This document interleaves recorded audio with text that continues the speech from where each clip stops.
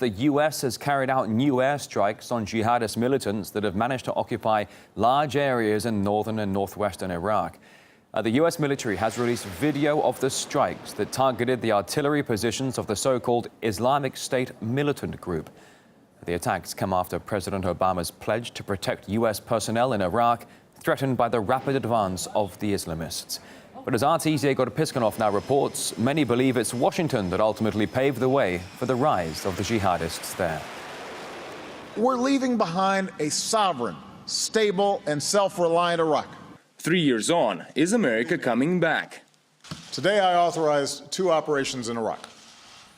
Targeted airstrikes to protect our American personnel, and a humanitarian effort to help save thousands of Iraqi civilians.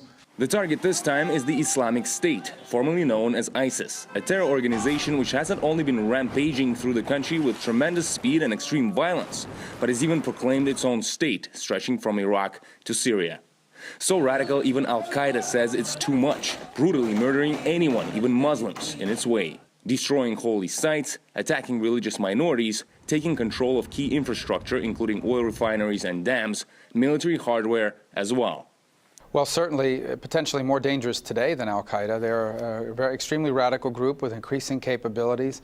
Capabilities which allow the Islamic State to set its sights way beyond Iraq and Syria.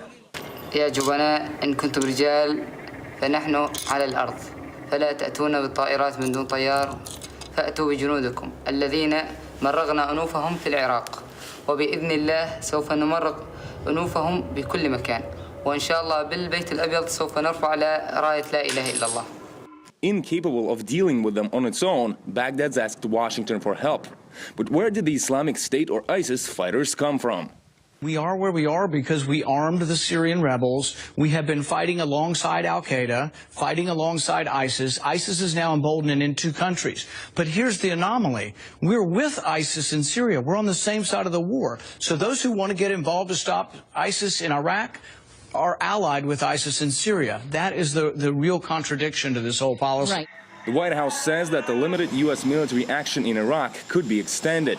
But while it deliberates, the Islamic State tightens its grip on Iraq. According to the UN, around 200,000 new refugees have fled their homes, while ISIS claims it's made more than a dozen military gains over the past 5 days alone.